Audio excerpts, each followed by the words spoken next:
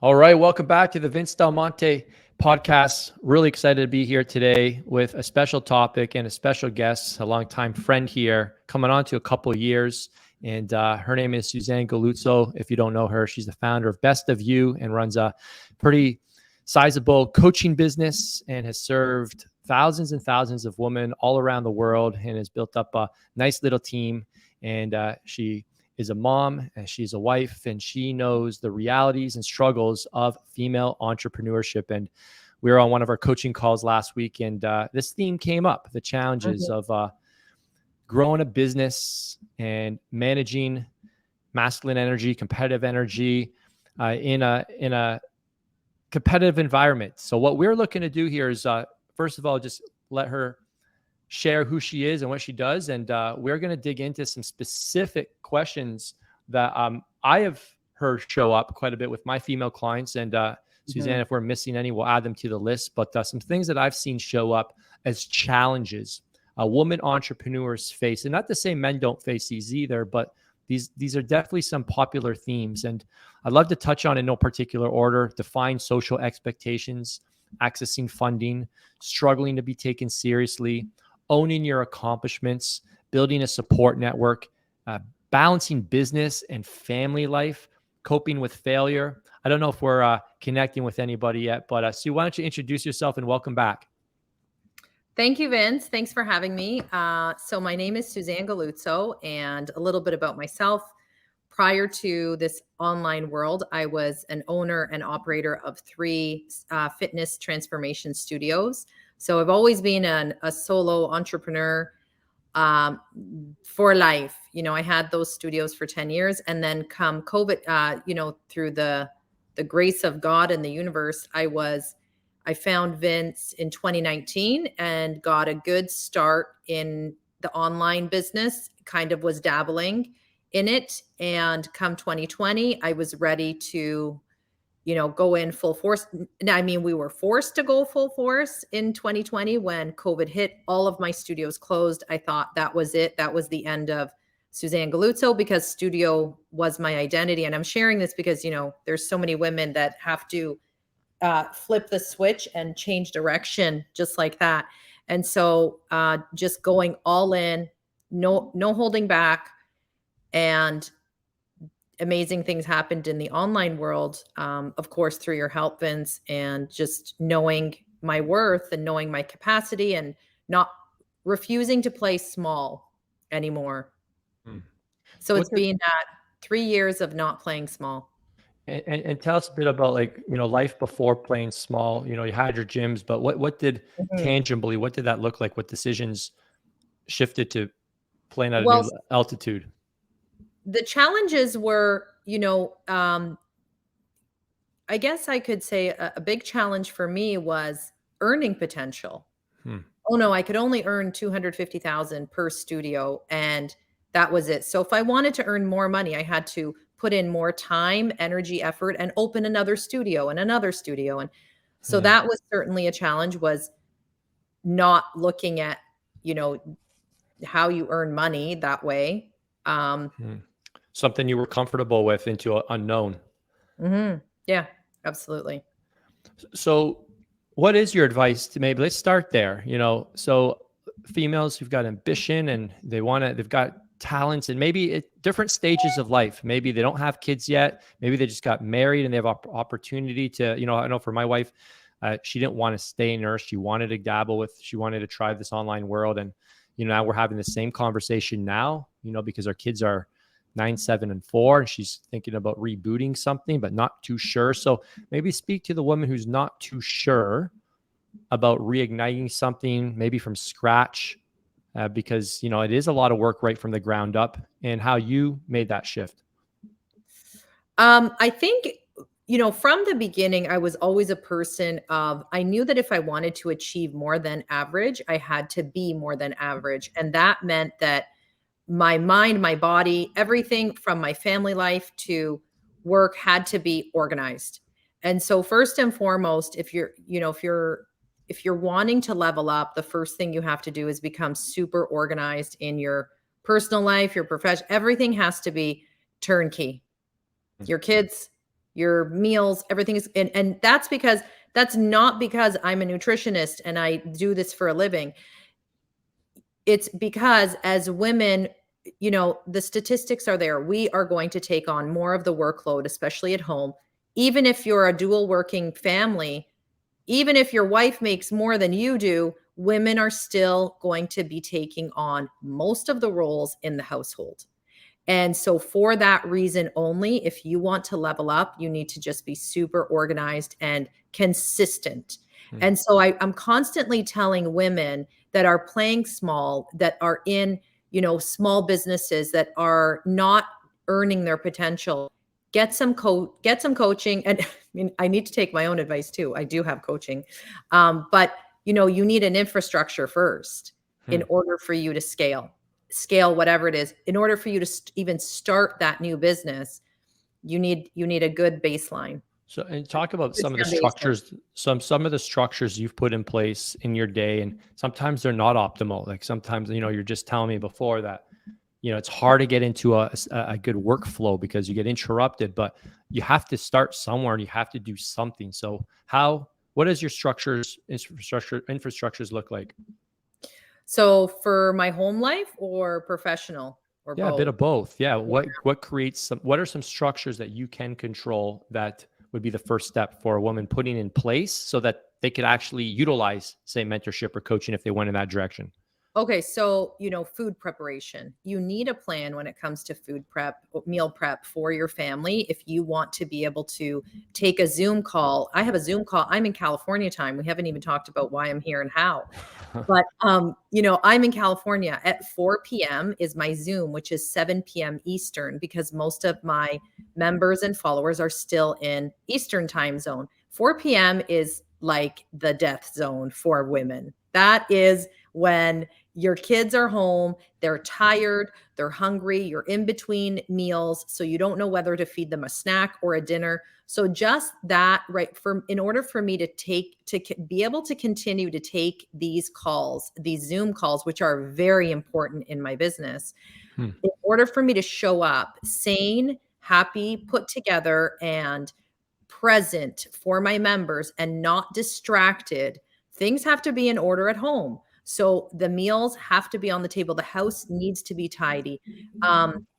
Things have to be accessible for my children so that they don't need my help. Their spaces also have to be very organized, as well as their schedules. And they, whether it's come home and, the homework books are already open while they're eating and they know that they get their 1 hour of, free video time, TV time. So just that, and it's just for me to support that 1 hour, that block of time has to be super organized. So that's just one way. In order for me to get to the gym every single morning at 8 a.m. so that it doesn't interfere with my work time. I mean, that's another struggle. I need mentally and physically, I need to do some form of exercise for 45 minutes a day. That's all I give myself. And so we need to get out the door on time at 7:30. That means that, wake up time for me is around 5:30, just so I can get everything I need done, whether it's soaking rice at, 7 a.m. so that it's ready for the dinner time, leaving the house on time at 7:45 every day with their stuff packed, nothing forgotten. I mean, that's just mom role 101. Then in order for me to fulfill my duty, my obligation as a human, to get myself worked out, trained so that I feel good and I show up at work present, that I can work. I'm not, I don't have this pent up energy and cortisol levels, going up because I'm refusing to take care of myself. And I'm putting, just, waking up at the nick of time just to get them to school and then, coming home in my PJs. No, that can't happen. If you're trying to level up, everything has to be in order. So you've got some good structures to stand on. And I think that's the very first lesson. If you're trying to build this business without these structures, you could maybe work some longer days, some longer weeks. The kids are not getting neglected. They're on the iPads. They're watching 4 shows instead of the quota of 2 shows. But then all of a sudden your house turns into a state of chaos. The kids aren't listening. They're fighting out. Everything's out of order. Yeah, and not pay attention to them. But what good is that going to do for me? Why am I working so hard in the first place? Yeah. So let's talk about that, because I think, and maybe we can bring up one of these challenges first, like Mhm. priorities, right? Like the fact is, and I feel for women, because I even, watch my wife, I see her potential. And I'm like, some days I'm like, maybe I should just work behind the scenes and we should focus on growing your stuff. Maybe Yeah, my and you've wife's talked stuff to my has more potential than my stuff. If I exactly. focus on the female fat loss market, I probably make a lot more money than doing business coaching. But she wasn't willing to bend. Yeah, And when we got to sorry, my bad. I wasn't willing to bend in terms of giving up time with my work. And this, happened, so a big, stress point in our relationship is that yeah. she bend. Because if I didn't bend, we wouldn't have a relationship and the family wouldn't be where it's at. So she had to give up her hopes and her dreams to raise the kids. And I think feel I can feel that pressure. I can't imagine having to give up the 7-figure mastermind and all the stuff that I do in order to, uh, support what my wife is. Just, she's not bending. Vince, I'm building this, I'm building this, I'm building. So how do you manage that? I'm sure there's a lot of stress, maybe some resentment, maybe some Mhm. frustration, and just like, hey, it's not fair. Like, you got to go out and do your stuff. And not that you don't want to be a mom, but your potential, what's capable. So managing and sacrificing, like, you have to have certain values, right? If your values are happiness, then you will sacrifice your family. You will not serve your family if happiness is the goal. So you have to have a set of values that are not self-serving at certain seasons of your life as a mom, as a dad. What do you think? Yeah, absolutely. I feel like I had to fight for it as well. I had to, I had to prove my worth, my value within my own family. And, back to your comment about, Flavia having to, we do, like, early on in the marriage, I did have to make a decision. Am I going to be the full-time mom, caregiver? But then you feel like, shoot, there's something inside of me rumbling that needs to get out. There's something inside of me that I need to also fulfill, this obligation, this duty to myself. So you struggle with that. Then you get to the point where you're like, okay, let me balance it. Let me do a little bit of each really well. And that's hard in itself. Mom Hmm. struggle with a lot of guilt. And Hmm. early on in my career, when I was in my 30s and the kids were really young, so I'm talking newborn and 2-year-old, and I was going to work at 5 a.m. some days because, I didn't want to wake up anyone. I didn't want to leave the newborn at home. My mom, I'd exhausted her. I was taking a 4-month-old with me to work at 5 a.m. to teach a class. So there's a lot of sacrifice. Yeah, those, and it's winter in Canada. Hmm. But we know how to deal with it. Like, we're Canadians. We know how to bundle babies, that's for sure. And my work was literally 30 seconds. My studios were 30 seconds away from my home. But, we went through that. Stefano at one point would say to me, I'm not sacrificing my work. He's gonna regret saying this, for your little business. For your little business. I could hear him saying that. Who's laughing now?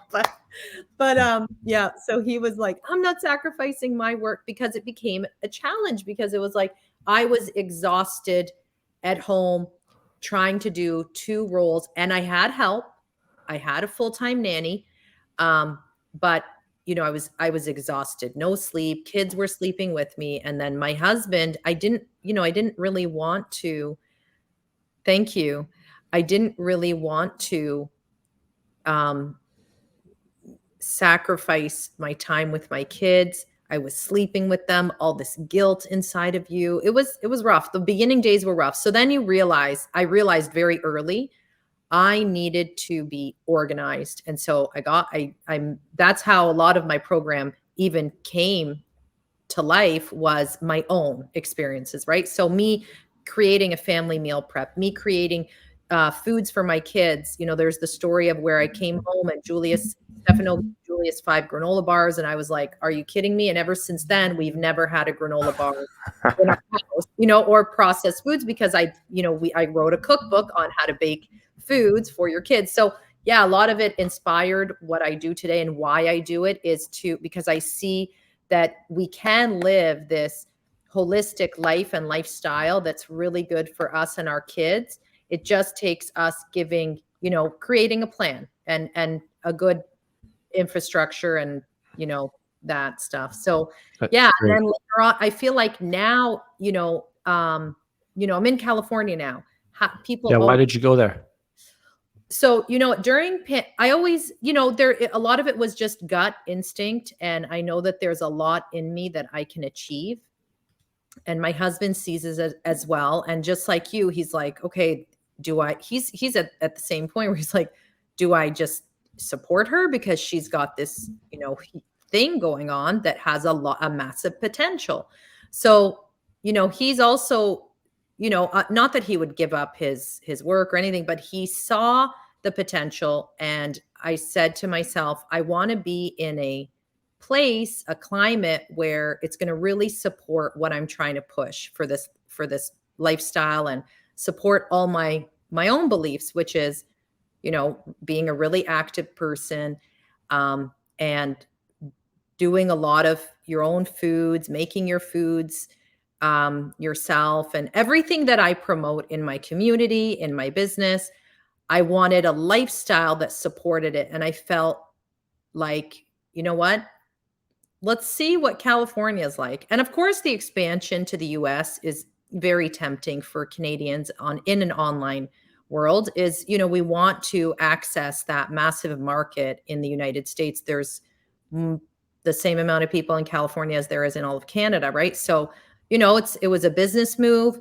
It was a personal move. I wanted to give my children a different experience and expose them to, what is possible. What the potential is limitless for you guys.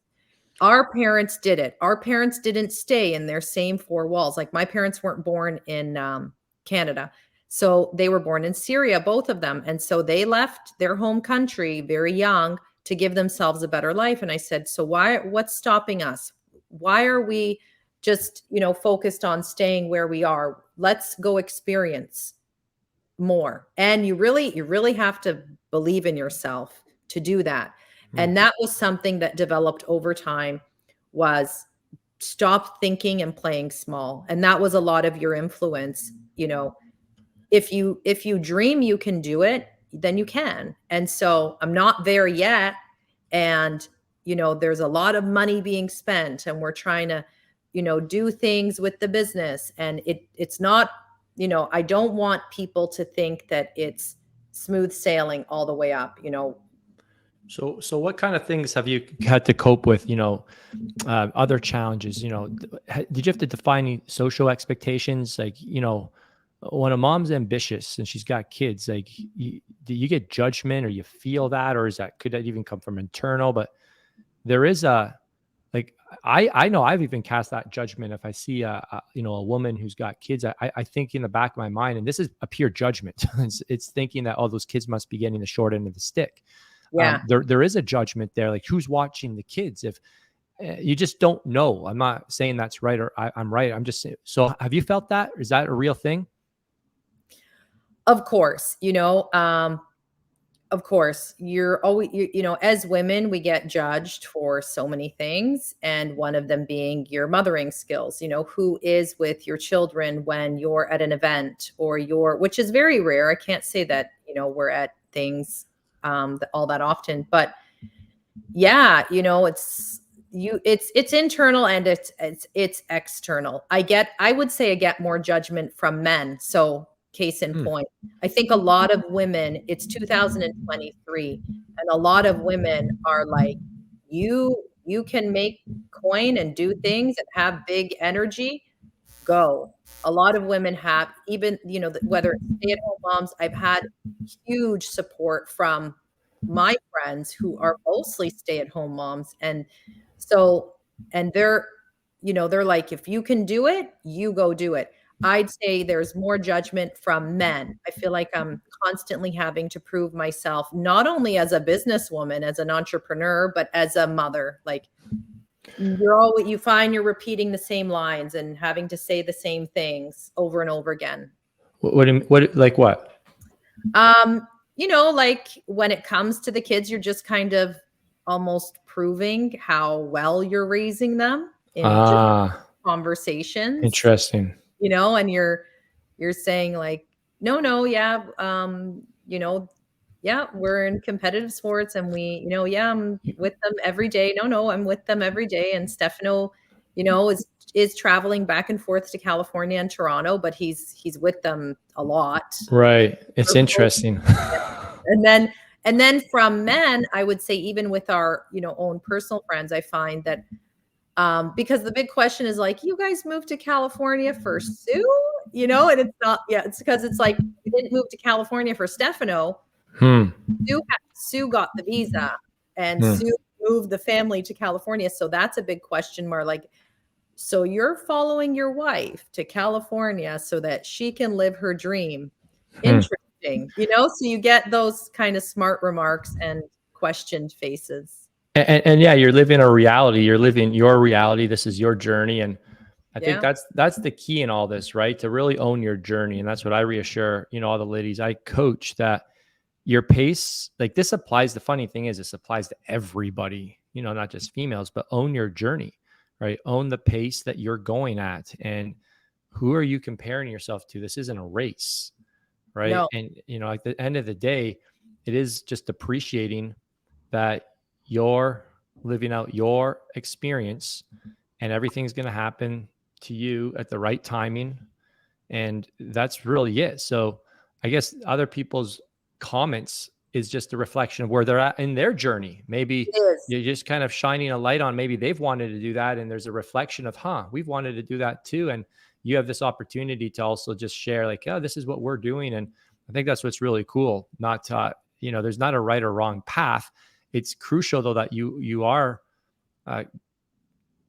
addressing these areas in your life where, like, if you want to pursue something and you're not, like, don't live a lie, right? I think I see it amongst a lot of couples. Maybe the wife wants to do something and she's afraid though to speak up or to say, I want to go do this, because she doesn't want to disrupt the peace. And it would rock the boat in the family that, hey, I've got something. And that would create maybe a hard conversation, or that could create, who knows how is he going to react. And this requires a lot of courage, right? And I think there maybe people are reacting to, like, how did you muster up the courage to even have this conversation? I can't even imagine telling my spouse that I want to go do this when we're so comfortable. So I think comfort can really paralyze us to the point where we don't move and we get stuck and it becomes easy. And we pick the road that's most traveled and the widest one. So, in this process, you always say it, comfort is it's the sabotager of success. From the devil. Yeah. Yeah. From the devil. You'll never see your true potential if you live comfortably. Back to your point about, bringing it up to even Stefano, the saying is true: behind every successful woman is a progressive man. And that's who he is. That's who he had to be, is a progressive man, and someone that supports his wife, someone that is very forthcoming in his wife's opportunities and he had to be very forthcoming in even his willingness to just be like, go do, and whatever you feel is within you, go and do it. I'm here to support you. I'll make it happen. When we made that decision to move, like, you know what it's like. It was a 1-year process for the visa. And so you're never really thinking how it's going to happen or how it's going to pan out. We didn't plan, how is Stefano going to manage his business from California, or how long will he come? We didn't plan any of it. We just went and said, you know what, we'll figure it out. And I think that's where a lot of people go wrong, is they think they need to map out the entire journey of what they're doing and have a proven system And we didn't have any of that. Mm. He just knew that I was willing to take a risk. There were some opportunities in California that have come and gone, and we're just like, whatever. I feel like we both felt strong enough that this was something that we should both do. Yeah. And what you're talking about too, this isn't a relationship podcast, but from what I understand and learning is that like the ultimate form of having a great relationship, connected relationship, is communication. Yeah. Right. And communication is everything. If your relationship is lacking connection, it's because there's lack of communication. And so the fact that you guys can be talking about this is really, really crucial. Which kind of brings me to another challenge that I see shown up for many females, not so much for men actually on this one. And it's your accomplishments, owning your accomplishments. Us men, we're a lot more insecure, Yes. a lot more doubtful of ourselves, a lot more arrogant.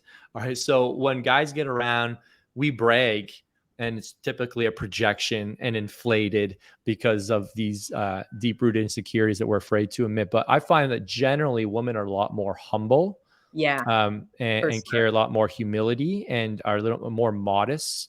They'll like maybe downplay their success. I've had a lot of female coaching clients who've grown up in, certain, towns where they tell me straight up, nobody knows how well I'm doing. Oh, yeah, no. Yeah. So talk a bit about that challenge. Is that a burden women carry, or is that something that you've learned how to handle differently? How do you go about, you're doing well, you got a lot of stuff to be proud of. And is that, how do you, when you're around other women, do you tone it down, or do you just not, how do you do that? We don't want other women to feel bad about themselves or feel like they have to compete. A quality that I have that I am proud of is that I am very humble, and I've always been that way. Even when I had the studios, people would always, the one thing they would say about me is that I'm very humble. And so there have been some very big wins that majority of people don't know about.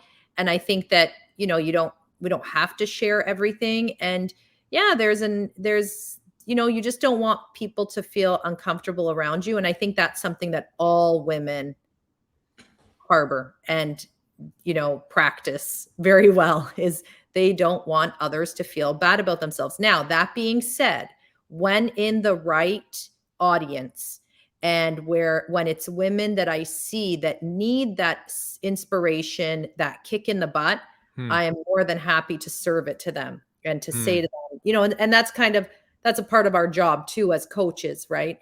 I will pull a woman aside and say, stop playing small. You need to do this for yourself and for your family. And it's it's actually the most unselfish thing you can do is be successful for your family. Right. And the most unselfish thing you can do is take better care of yourself for those around you. So yeah, it's a little dance that you do. I find that when I'm around men or couples, I will downplay my success. My husband is also of old school mentality. He will never be like, people have kind of guessed or assumed like, well, she moved, they must be doing well, to support what she's doing and all that. But he will never offer the information or, I mean, keep it on the DL. Yeah. Yeah. We keep them guessing. Let him guess. Yeah. Let him guess. Let him guess what the number is. Let him guess. It's good. But when it doesn't put pressure on you as well. I've learned this. Like sometimes you put something out there and it's inflated, and then you feel pressure to maintain it. And you're like, what do you tell them? What do you tell them next time? If that wasn't even, that wasn't even the truth. Down, that's sometimes it happens, right? And this now you're living a lie, or you're not living congruently, and then you can't live humbly, right? And I think when you're living humble, my definition is not projecting more than who and what you are.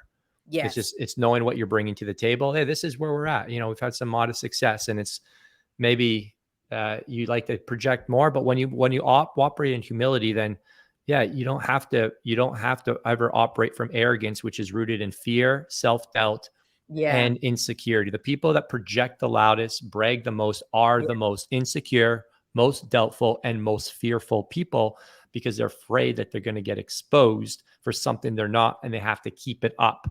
And the arrogance keeps keeps them unexposed until they are exposed, which then is a big, big fall. So I think you're walking in a really good path with that. Talk about network and just, the importance of being in a network, finding a network of, you're not even in coaching, obviously we've been coaching for years now. You understand the value of that, but just like a network of women, I've got a lot of buddies that we're not in masterminds together. We're just business friends. We're friends first. And we talk about, to be honest, probably 90% family life stuff, 10% business stuff. But I get the most value from just hearing what they're dealing with personally. I'm like, oh man, you too? Jeez, that happened to you last night too? And that's the stuff that, like, network in terms of not just transactional networks, but relational networks. Talk about that. Yeah, it's funny. For example, I went to a retreat and I met a woman. I ran into a friend from Toronto, and she was there with another friend, and both very successful women. And we were talking about, how to deal with things and life, and because you feel like they're at your level, that they understand the stress and the struggles that you go through. And so I think it's very, very important at all levels of life. I've always had different networks of women in my life you go for different reasons. There's my mom networks that I call them as soon as, my kid's getting bullied. Ariana's saying things, like anything and everything to do with motherhood. I have my mom network of women. Then there is the business women that you find just see things the way you do and understand your struggles as a working mom, or, as somebody who's trying to be taken seriously.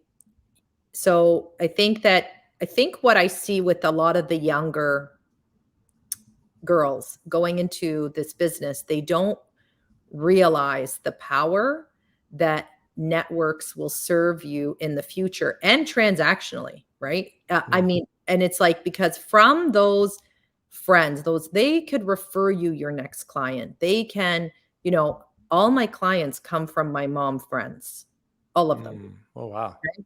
All of them, even here. So, because I have a really good friend here in California, one of Ariana's friends that she met right at the beginning. And the mom and I really connect. And, she's just spreading the word of how amazing she thinks I am. Just organically, authentically. And I'm getting clients from that, it's natural. So making friends, networks, so important. Relationships. And yeah, as a young person, whether you're starting out or you're struggling, focus on seeing people, meeting with people. I think that we lost a lot of that during COVID. Oh, yeah. And one thing that I also would say is, you want to open your network, go volunteer, go do things for free, go speak anywhere, go talk to, whether it's one person, 5 persons, or 20 people, just go do and be for free. And you always told me that that's what I did best was, I'm there to serve. And I was, I give information freely, and I'm happy to. And that's where you're going to make connections, networks. People find out what you do. They may not need you personally, but they'll pass you on to somebody else. Wow. That's powerful. So what about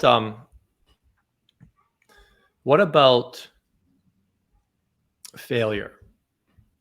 How do you see failure? How do you overcome fear of failure? What would be, a fear that you handle? And just for full transparency, like, when you're in business for any period of time, you will have peaks and you will have valleys. And the valleys can feel pretty intense when you're used to certain peaks. And the longer you're in business, the more you kind of get used to them. You just kind of realize the internet goes in trends, things that used to work no longer work. And And it's easy to quickly self-doubt yourself, start to question, did we just get lucky? Is this wave over? Am I going to be able to relearn this thing? Like, it's a constant emotional roller coaster. And sometimes we have dips in revenue and we can think we're going backwards and things are falling apart and that, hey, my business is broken and people don't like me anymore. And oh, I'm failing. There's a lot of emotions that come along with building a business. It's very stressful. I would say it's the ultimate personal development program, being a business owner. So just talk to us about like fear of failure and putting yourself out there and going forward. And how do you handle the slower months, the down months? You have responsibilities now to a team, not just to your kids and your marriage, but you have a team and they're on payroll. And if it's a bad month, most of them probably get paid the same amount. They're on bases. So talk about that. I would say, so you just downloaded my entire year, basically, was that, there were the high of moving to California, like things shifted in the online world for me, especially. And to be totally transparent, it was a rough go, even though, and it's the one thing I learned is just keep showing up. What's done is done. What's happening is happening. You're not going to be able to control it. Just sitting in it and just wallowing in it is not going to do anything for anybody, especially team. Get back on those meetings and just keep going, keep pushing. Just, you will, I know that there is a light at the end of the tunnel. It's coming, but we don't see it yet. We're still struggling and but it's like, wake up and go, wake up and go. I think that's so important for you to say. I'd love for you to even say more, because I think a lot of people feel like men, they're struggling all by themselves.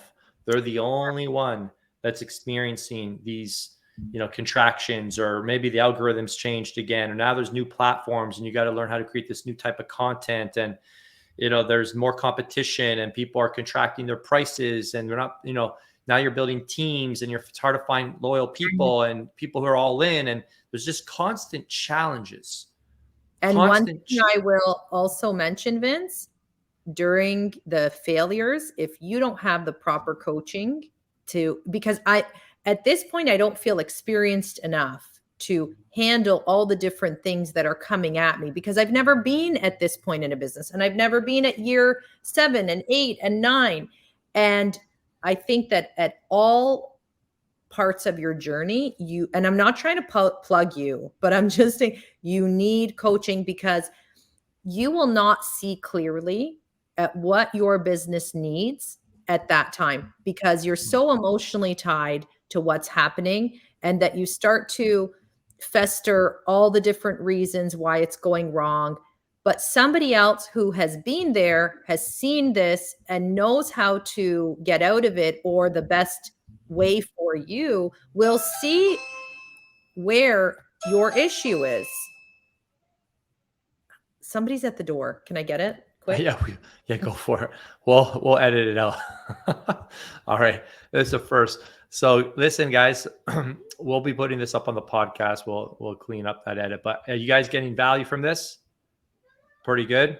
If you guys have a question, just drop it in the chat. We are live right now on Facebook, and we'll put this up on the podcast. But if you guys have a question, we'll wrap up in just a few minutes here. But I think it's really good. It's great to just hear her sharing some of the same challenges that I think a lot of others have, and that sometimes I don't even think others are experiencing, which makes the pain even more, because you feel like you're alone and you're afraid to even just open up and tell people that you're struggling, because there's this expectation to not be struggling. And that's a big lie.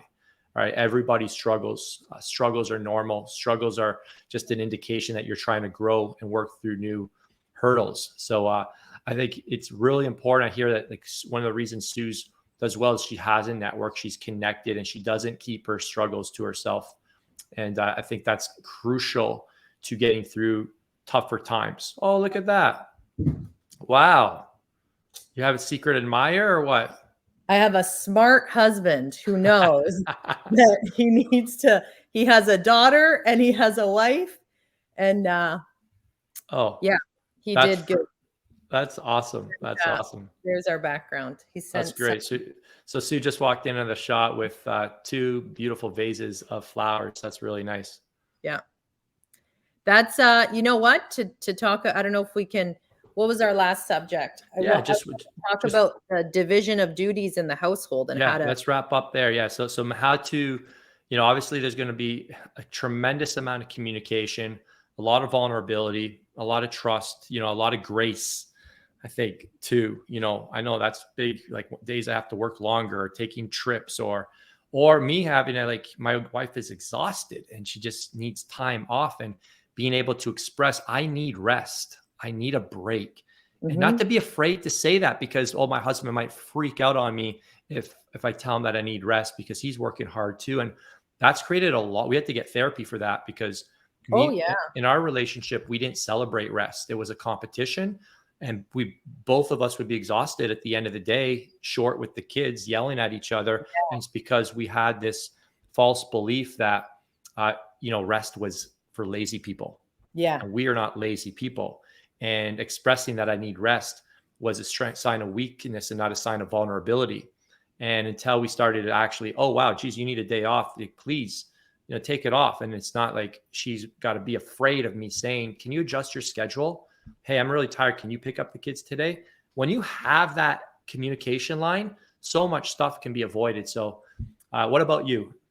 So, for us, it was actually so back in Toronto, we went through a rough patch when we first moved here because nobody knew their role anymore. Hmm. Everything was so different. We went from having full-time help to none. And well, just like a little bit of help, a cleaning lady.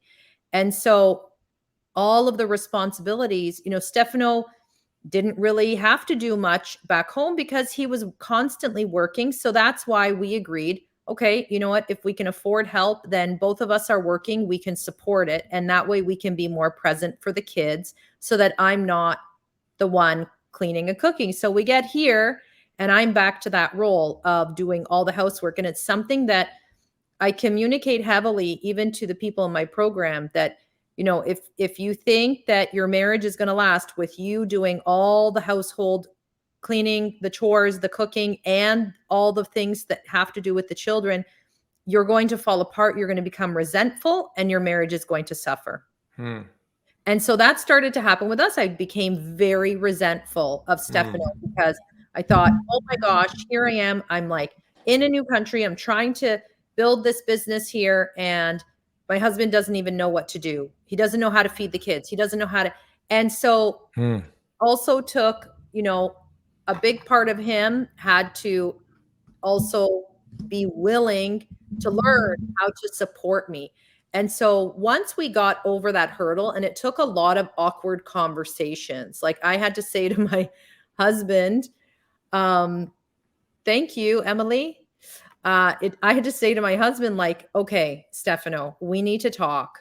You need to learn how to do these 5 or 6 tasks so that I can properly focus on my business when you're here and I can be present for the children. And it was like, I made him lists of, in the morning, he had 4 or 5 things to do.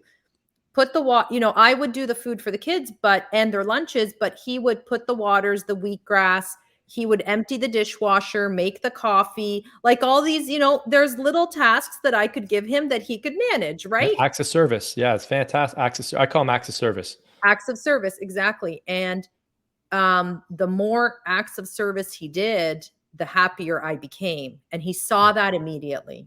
And Huh. so that's why it was so imperative that you have those conversations when you are feeling like you're drowning and you are trying to build this business, but you feel like you're not getting the support at home from your kids or your husband, and those awkward conversations have to happen.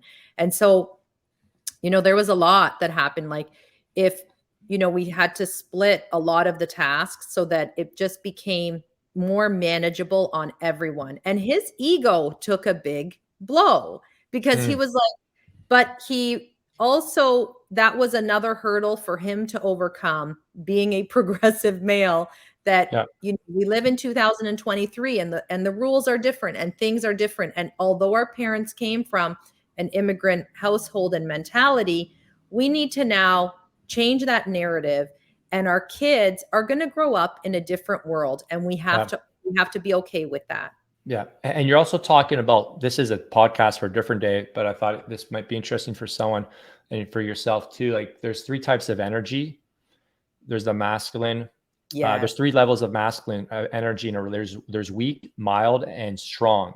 Mm-hmm. And I'm learning about this because if you have two masculine types together, it's pretty hard because, if one comes over the top, they're going to start to berate, put the other person down, and then that person will shut down.